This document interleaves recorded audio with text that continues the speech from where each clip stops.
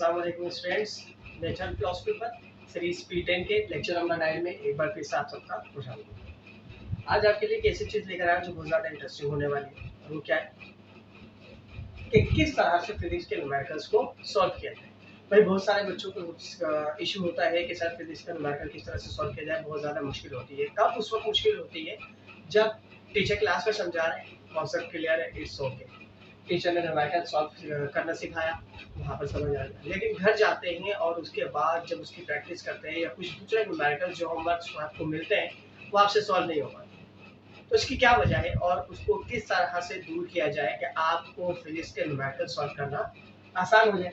उसकी वजह से होता क्या है कि आपको फिजिक्स बोरिंग लगने लग जाती है। ठीक है, अब फिजिक्स बोरिंग जब लगती है आपको तो आप कहते हैं कि यार फिजिक्स नहीं पढ़ना चाहिए, ऐसा हरगिज नहीं है। असल में फिजिक्स बोरिंग नहीं है। फिजिक्स के बारे में बहुत बड़ी कहावत है, एक बहुत पुरानी कहावत है कि अगर आपको फिजिक्स बोरिंग लगती है तो असल में फिजिक्स बोरिंग नहीं है, बल्कि आपको पढ़ाने वाला बोरिंग है। समझ आ गई बात? तो फिजिक्स बोरिंग बिल्कुल भी नहीं हो सकता। वजह यह है क्योंकि आपके कॉन्सेप्ट्स क्लियर नहीं होते हैं, जिसकी वजह से आपको न्यूमेरिकल सॉल्व करने में मुश्किल होती है। तो आइए देखते हैं उस न्यूमेरिकल को सॉल्व करने के लिए किन मेथड्स को फॉलो किया जाए कि हम आसानी से मेथड को न्यूमेरिकल्स को सॉल्व कर लें।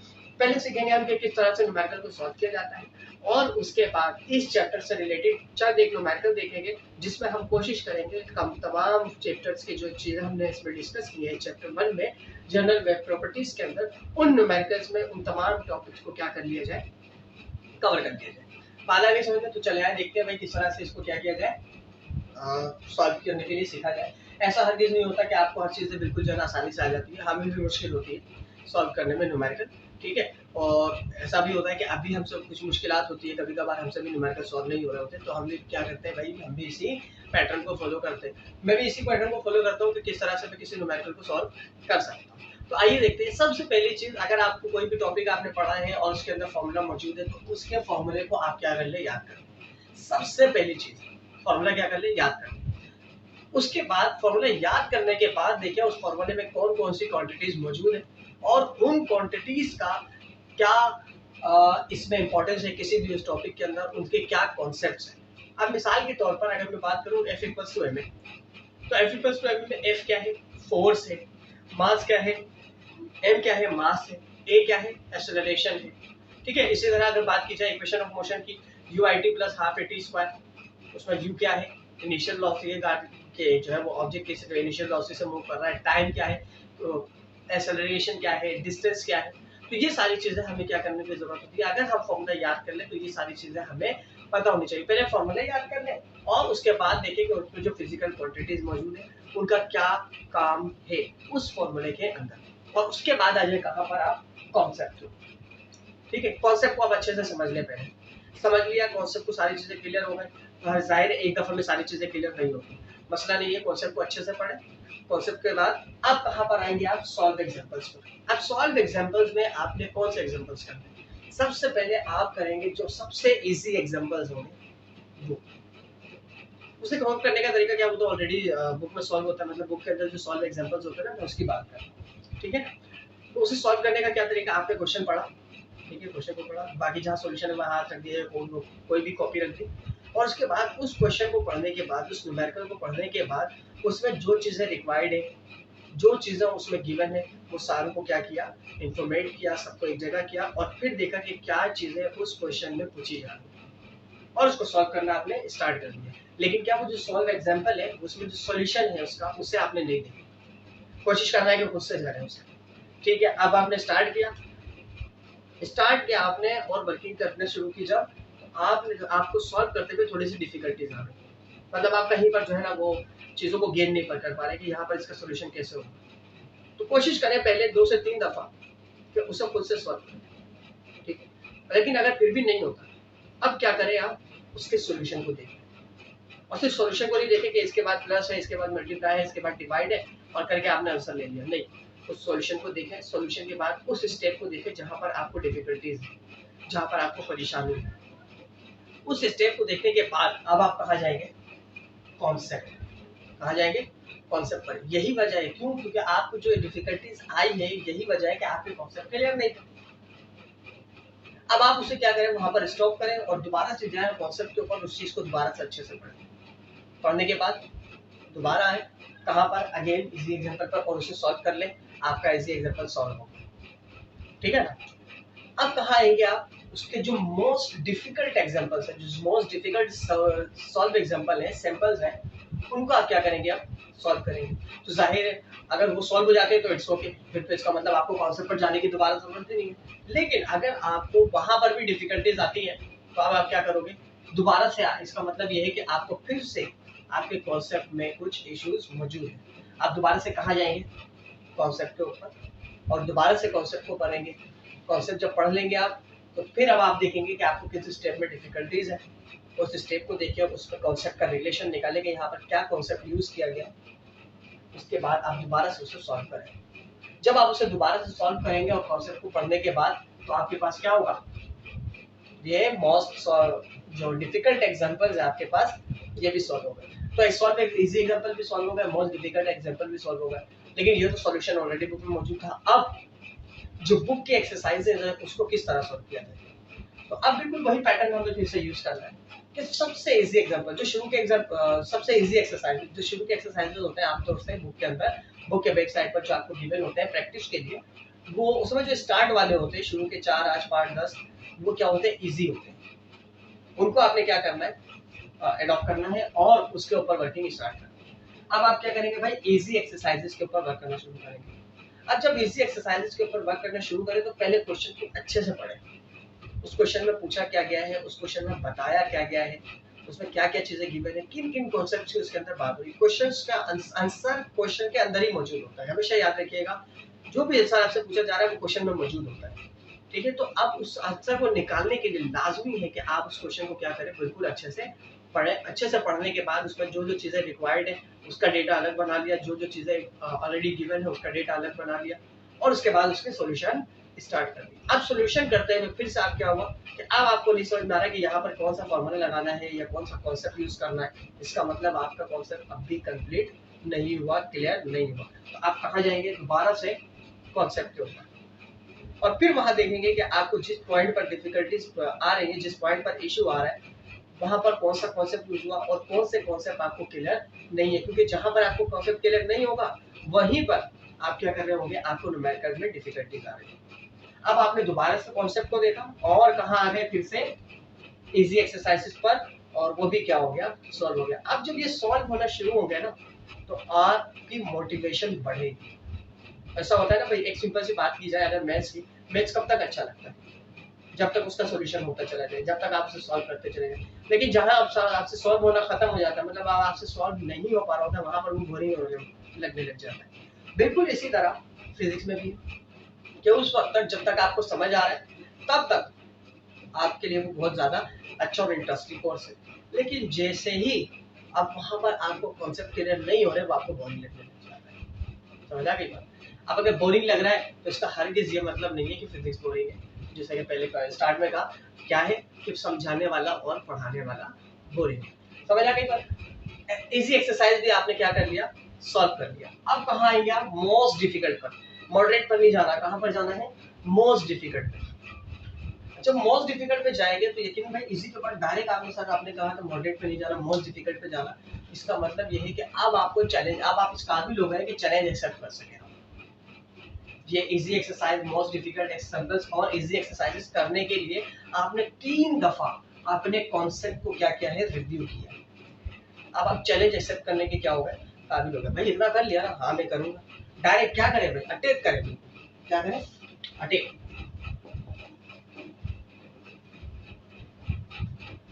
आता है, सब कुछ आता है, क्या होगा, फेल हो जाओगे ना।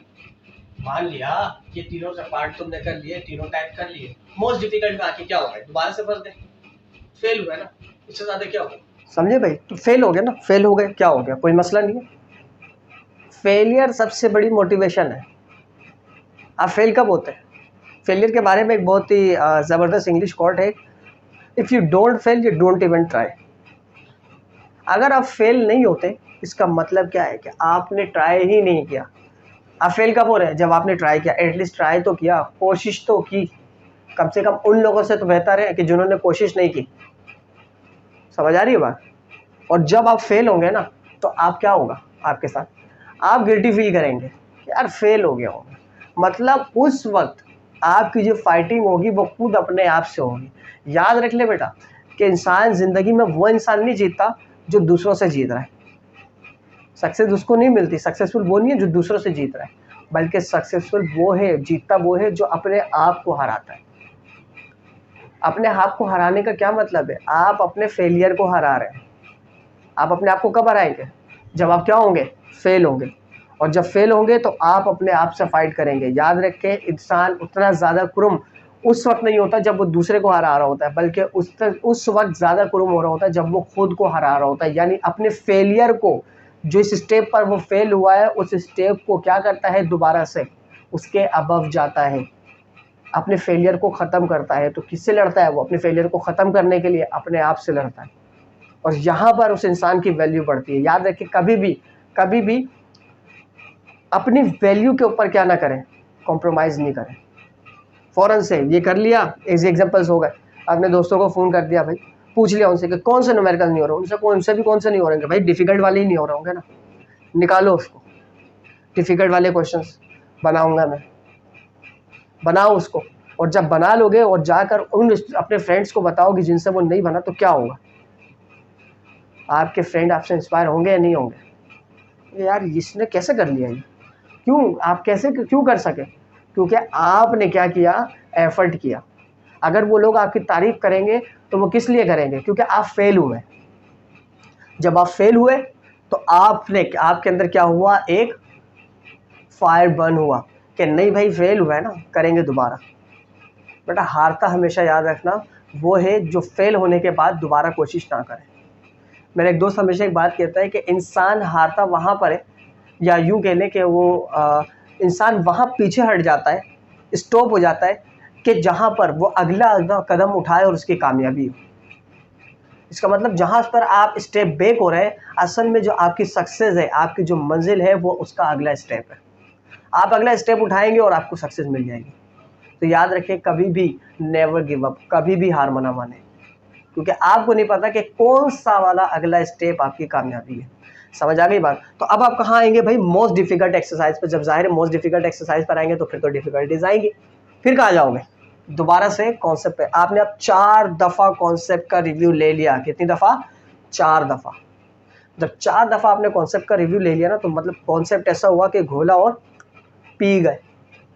अब आप कहाँ पर जाएंगे? जब मोस्ट डिफिकल्ट एक्सरसाइज भी सॉल्व हो गए तो अब तो आसान हो गया ना मॉडरेट एक्सरसाइज सॉल्व करना। अब ऐश करें, खेले कूदें, और क्या, उन एक्सरसाइज से खेलते रहे। आपको क्या मिल गई भाई? कामयाबी। कब? जब आप फेल हुए। कामयाबी उस वक्त तक नहीं मिलती जब तक आप फेल नहीं होते, लेकिन फेल होकर खुद से फाइट करना, खुद को हराना असल में कामयाबी है। याद रखना। और फिर उस दिन जब अपने आप को सोचोगे ना कि यार मैं कहाँ था और आज कहाँ हूँ, तो उस वक्त अपने आप पे खुद प्राउड फील करोगे। इंसान के लिए मोटिवेशन, उसकी सबसे अच्छी मोटिवेशन उसके लिए अपना फेलियर होता है। बात आ गई समझ में? तो यहाँ पर आ गए, हम सीख लिया हमने भाई कि किस तरह से हमें न्यूमेरिकल सॉल्व करना है। 1 से 2 दफ़ा 3 दफ़ा करो। न्यूमेरिकल सॉल्व करने में 1 चैप्टर, 2 चैप्टर, 3 चैप्टर में ऐसी डिफिकल्टीज आएंगे, लेकिन मैं आपको 100% श्योरिटी के साथ कह रहा हूँ कि जब आप चैप्टर 4 स्टार्ट करोगे और उसके न्यूमेरिकल जब आप बनाना शुरू करे हुए उसके कॉन्सेप्ट को पढ़ोगे, तो मैं यकीन के साथ कहता हूँ कि आपको बार बार कॉन्सेप्ट पे इस तरह जाने की ज़रूरत नहीं पड़ेगी। पहली दफ़ा आप 4 दफ़ा कॉन्सेप्ट पे गए, दूसरी दफ़ा में आप 3 दफ़ा पे कॉन्सेप्ट पे जाओगे, तीसरी दफ़ा में 2 दफ़ा कॉन्सेप्ट पे जाओगे, फिर चौथी दफ़ा में आपको कॉन्सेप्ट पर जाने की ज़रूरत नहीं पड़ेगी। आप एक ही दफ़ा अपने कॉन्सेप्ट को अच्छे से क्या करेंगे? क्लियर करेंगे, और न्यूमेरिकल सॉल्व होता गया, और आप बिल्कुल हीरो बन के घूमते रहे। यानी मुझे न्यूमेरिकल सॉल्व करना आता है फिजिक्स का। समझ आ गई बात? तो इस तरह ये मेथड है फिजिक्स के न्यूमेरिकल को सॉल्व करने का, और इससे आसान तरीका आपको और कोई नहीं मिल सकता। अब देखते हैं फिजिक्स के कुछ न्यूमेरिकल जो कि हम चैप्टर 1 में हमने स्टडी किया है, जनरल वेव प्रॉपर्टीज़, उससे रिलेटेड कुछ न्यूमेरिकल्स उसके टॉपिक से। उसमें भी हमें और आसानी हो जाएगी कि हम किस तरह से न्यूमेरिकल को बनाना सीख सकते हैं। तो चलिए आइए देखते हैं फर्स्ट न्यूमेरिकल। ओके, तो चलिए आए भाई न्यूमेरिकल इसके सॉल्व करते हैं और कोशिश करते हैं कि इसमें हम जितनी भी चीज़ें हमने पढ़ी है पूरी चैप्टर के अंदर, इस 1 से 2 न्यूमेरिकल में उन तमाम चीज़ों को हम क्या कर लें? कवर कर लें। तो देखिए, अगर आपके स्क्रीन पर एक क्वेश्चन नज़र आ रहा है, उस क्वेश्चन में कहा जा रहा है अ फिशरमैन नोटिस, एक फिशरमैन है जो नोटिस कर रहा है that his boat is moving up and down, उसकी बोट जो है वो क्या कर रही है, अप एंड डाउन क्या कर रही है, मूव कर रही है regularly due to the wave on the surface of the water. वो बोट कहाँ पर मौजूद है, वाटर पर मौजूद है, और उस वाटर के सरफेस पर जो प्रोड्यूस होने वाली वेव है उसकी वजह से उसकी जो बोट है वो अप एंड डाउन क्या कर रही है, मूव कर रही है।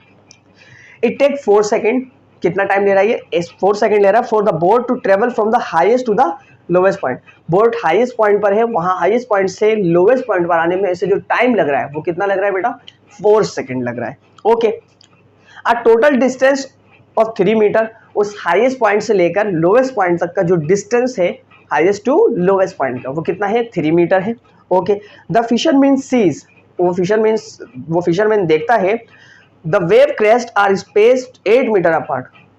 जब वो एक क्रेस्ट पर मौजूद है, एक मैक्सिमम पॉइंट पर मौजूद है, तो उसने देखा जो उसका दूसरा वाला क्रेस्ट है वो उसे 8 मीटर डिस्टेंस पर क्या हो रहा है, नजर आ रहा है।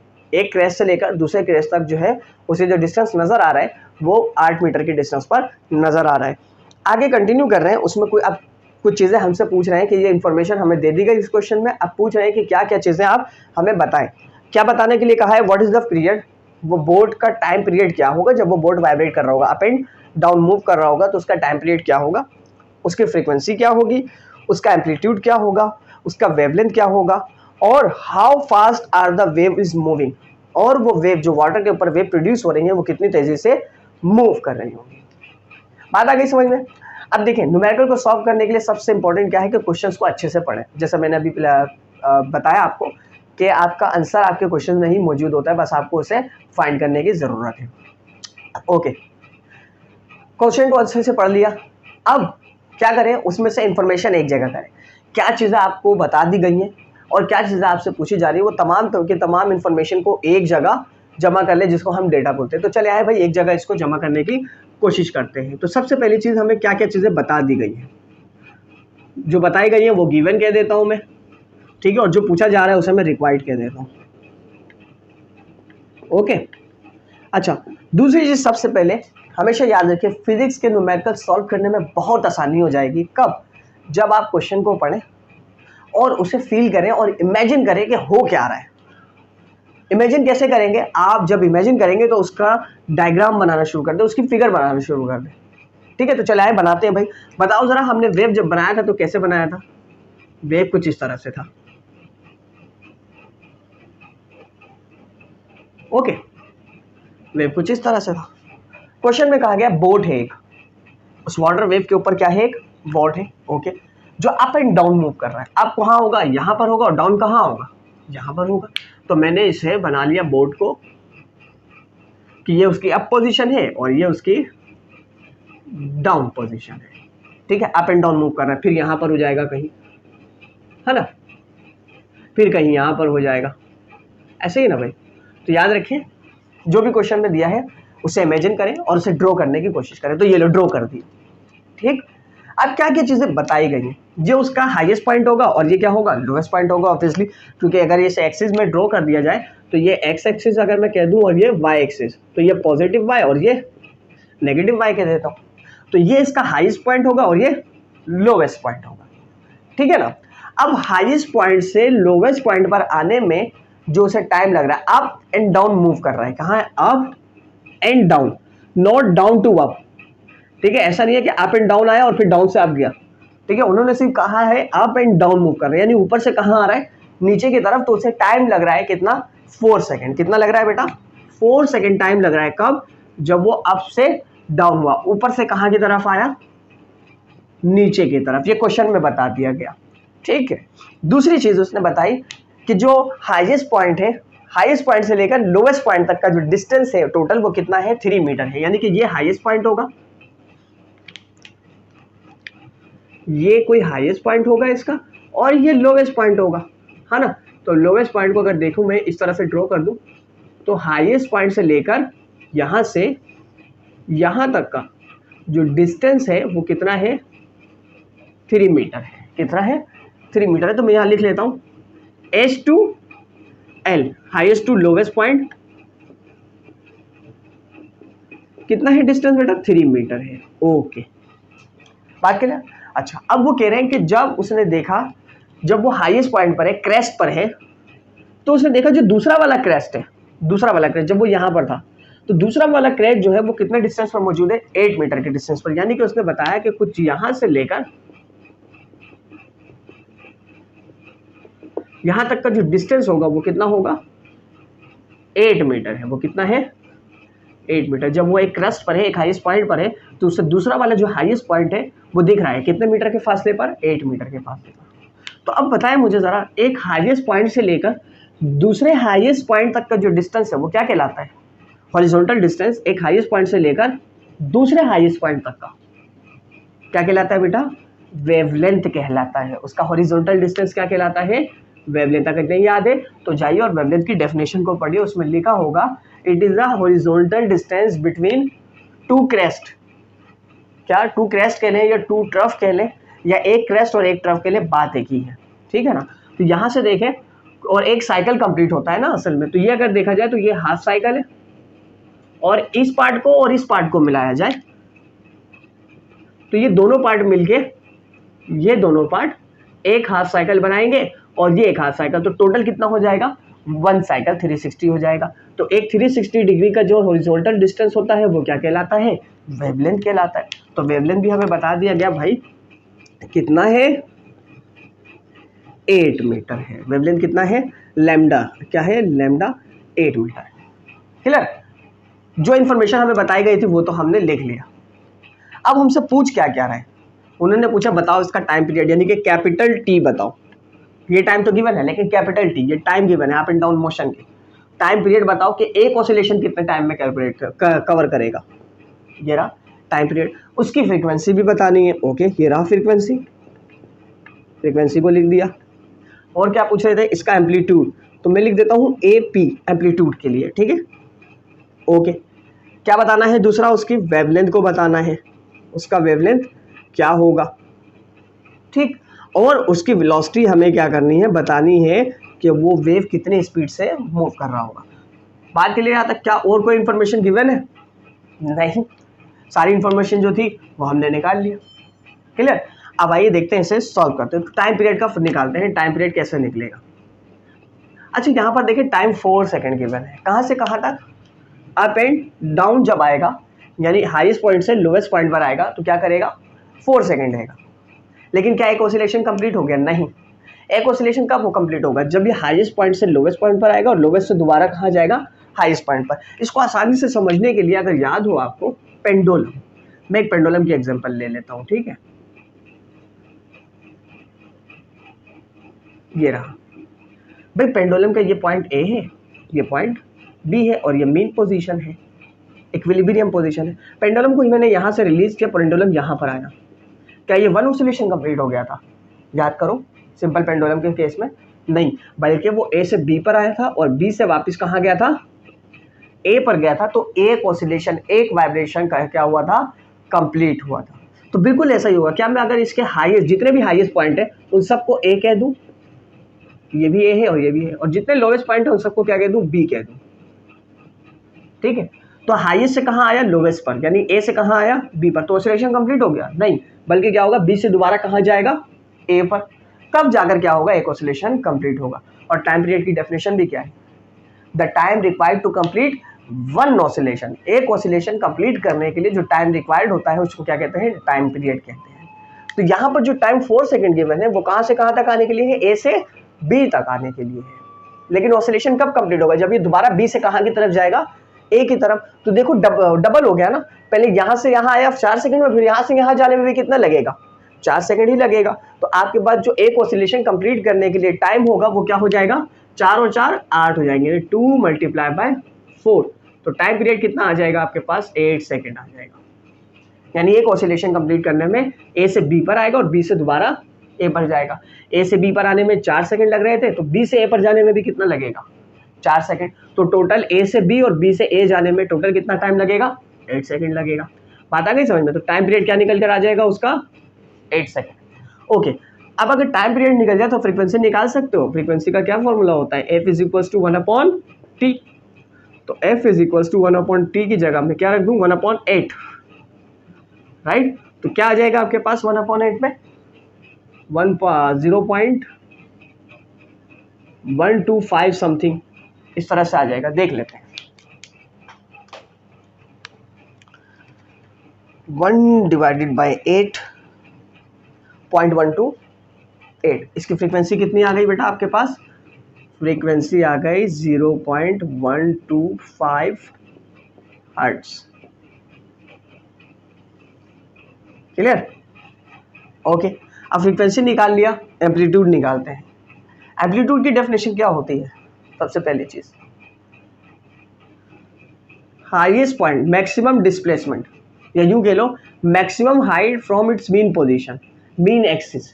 किसी वेव का मीन एक्सिस से उसका जो हाईएस्ट पॉइंट होता है उसका डिस्टेंस क्या कहलाता है? एम्पलीट्यूड कहलाता है। क्या कहलाता है? यानी कि यहां से यहां तक ये डिस्टेंस क्या कहलाएगा? ये हाइट क्या कहलाएगा? एम्पलीट्यूड कहलाएगा। क्या कहलाएगा? एम्पलीट्यूड। ओके, लेकिन हमें जो बताया गया है अप एंड डाउन टोटल कितना बताया गया? 3 मीटर। तो अगर देखा जाए तो ये एम्पलीट्यूड क्या है? इसका हाफ नहीं है? बिल्कुल है। तो एम्पलीट्यूड को हम क्या कर दें, अगर 2 से, अगर हमारे पास जो अप एंड डाउन डिस्टेंस की जो टोटल डिस्टेंस दिया गया है 3 मीटर, अगर मैं उसे 2 से डिवाइड कर दूं तो क्या मेरे पास एम्पलीट्यूड निकल कर नहीं आ जाएगा? बिल्कुल आ जाएगा। तो एम्पलीट्यूड के लिए मैं क्या कर देता हूं, AP is equals to 1/2 multiply by 3। सही है, या तो 3/2 कर लें आप, तो 2 से डिवाइड कर लें, क्योंकि मुझे इसे हाफ करना है, इस 3 मीटर को क्या करना है? हाफ करना है। तो आपके पास जो एम्पलीट्यूड निकल कर आ जाएगा वो क्या हो जाएगा? 1.5 मीटर। एम्पलीट्यूड भी निकल गया, राइट। अब क्या निकाल सकते हैं? वेलोसिटी। अच्छा, वेवलेंथ बताना है, वेवलेंथ का भी पूछा है। तो वेवलेंथ क्या होता है भाई? जल्दी से बताओ, ऑलरेडी गिवन है वेवलेंथ। कैसे? क्योंकि एक क्रेस्ट से लेकर दूसरे क्रेस्ट तक का जो डिस्टेंस है वो क्या कहलाता है? वेवलेंथ कहलाता है। तो हम यहाँ पर लिख देते हैं distance, horizontal distance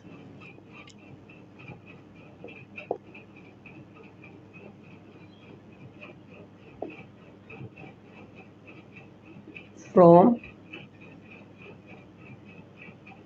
crest to crest.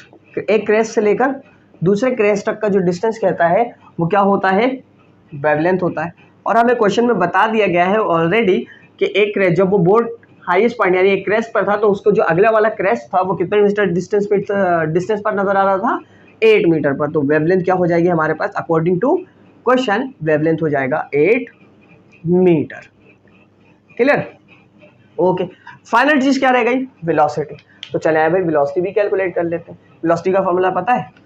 आप कहोगे sir S upon T, displacement upon time. बिल्कुल ऐसा ही होता है, बिल्कुल ऐसा ही होता है। किसने कहा कि ऐसा नहीं होता? लेकिन वेव की फॉर्म में उस डिस्प्लेसमेंट अपॉन टाइम को हमने क्या कर लिया था? चेंज कर लिया था। अगर याद हो, कैरेक्टरिस्टिक्स ऑफ वेव में हमने स्पीड ऑफ वेव पढ़ा था, तो वहां पर हमने उस फॉर्मूले को ट्रांसफॉर्म कर लिया था और कहा था v बराबर होगा f लैम्डा के। ठीक है ना?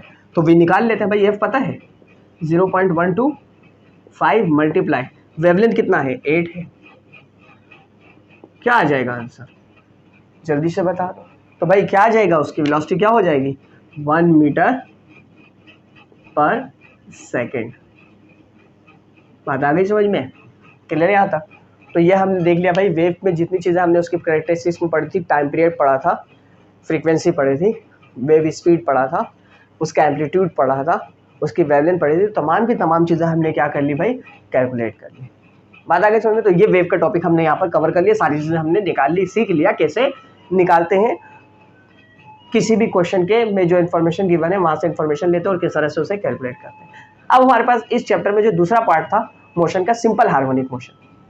तो सिंपल हार्मोनिक मोशन में हमारे पास दो चीज़ें थी, स्प्रिंग मास सिस्टम और पेंडुलम था। इसके अलावा हमारे पास बॉल भी था, ball and ball experiment, simple harmonic motion, damped oscillation भी थी। ठीक है, तो वहाँ पर हम पेंडुलम के केस के लिए एक न्यूमेरिकल करते हैं और वो देखते हैं कि क्या हो सकता है। अब देखिए सेकंड न्यूमेरिकल आपके स्क्रीन पे का है, a simple pendulum oscillating 10 times. एक सिंपल पेंडुलम है इस तरह का,